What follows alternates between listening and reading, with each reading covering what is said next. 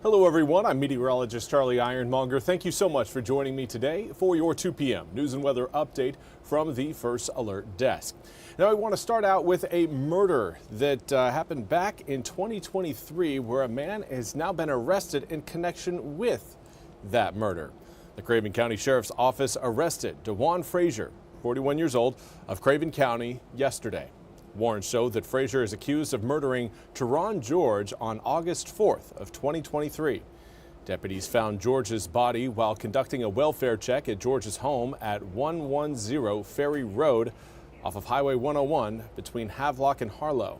Now, Frazier made a first appearance in court this morning and is being held without bond. And in other news, want to check in on the latest from Gaza. We now turn to NBC's Richard Engel, who has more. The Israeli military is intensifying its assault in and around Gaza City, closing in on Gaza, taking more and more parts of the city, even though there are still hundreds of thousands of Palestinians remaining in Gaza City, which is the biggest city in the entire Gaza Strip.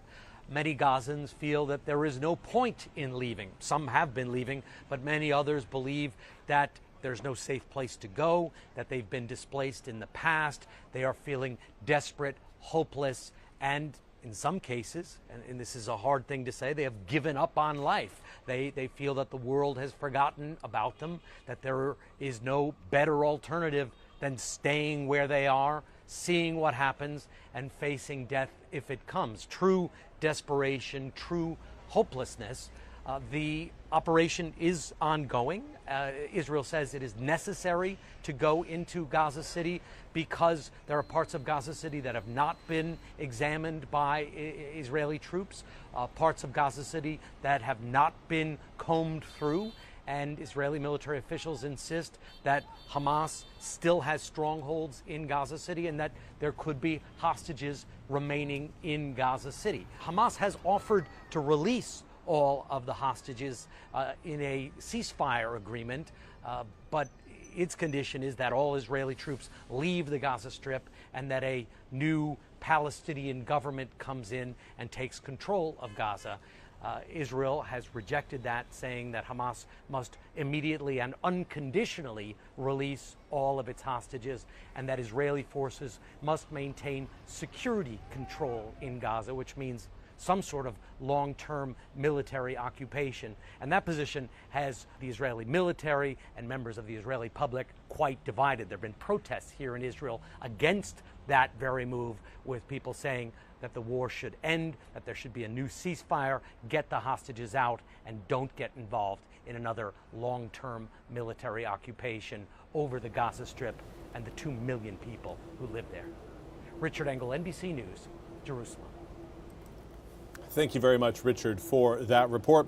We now turn to your weather forecast. Today is again a hot and sunny day, at least hot compared to what we've seen so far this week. Air temperatures right now approaching 90 degrees across many areas in eastern North Carolina. Washington is, in fact, one of those areas. 88 degrees, comes with a 65-degree dew point.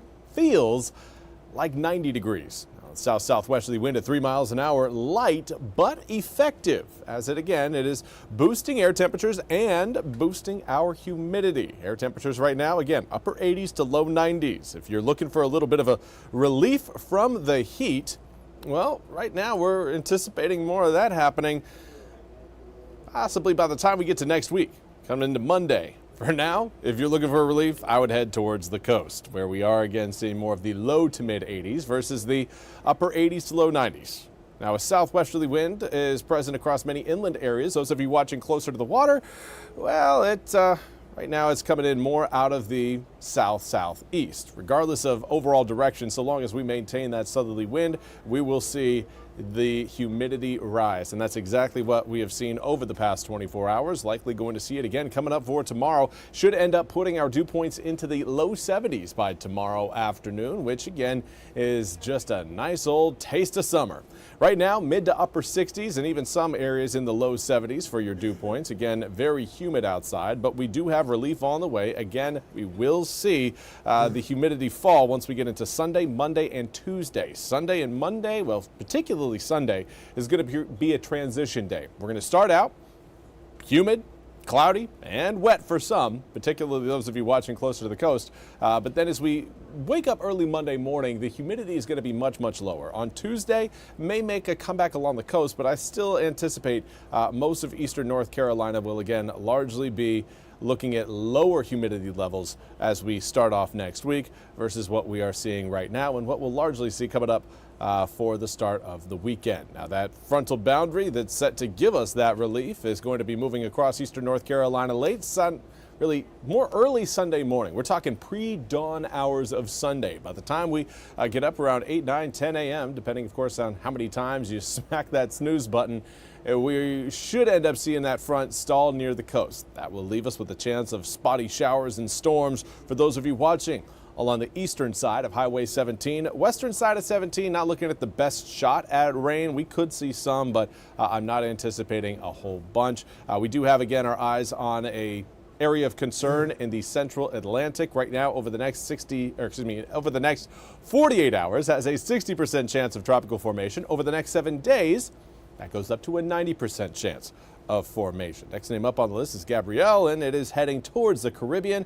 If it moves into the Caribbean, that is good news for us, as that will make the overall track towards eastern North Carolina much more difficult for that system to really take. Here's a look at your full 8-day forecast. Again, nothing tropical on it, but we do have some rain showers to talk about, particularly coming up through the middle of the tail end of next week, Wednesday and Thursday, possibly even Friday, looking at some coastal showers as, again, some frontal boundaries will kind of cruise by the Outer Banks, giving us that opportunity for rain on the eastern side of Highway 17. Not anticipating, again, a lot of heat along with those rain showers. Daytime highs coming up for next week, largely ranging between around the upper 70s to low 80s. Overnight lows in the low to mid 60s. Again, highlight a very comfortable air mass that will be over us. But for today and tomorrow, it will remain summer-esque. 92 degrees coming up for tomorrow after spending today in the low 90s, and overnight lows staying in the low 70s. That's all we have time for today's 2 p.m. news and weather update from the First Alert Desk. I want to thank you all so much for joining me. We'll be back with more news and weather coming up at the top of the hour. Until then, I hope you all have a fantastic Friday.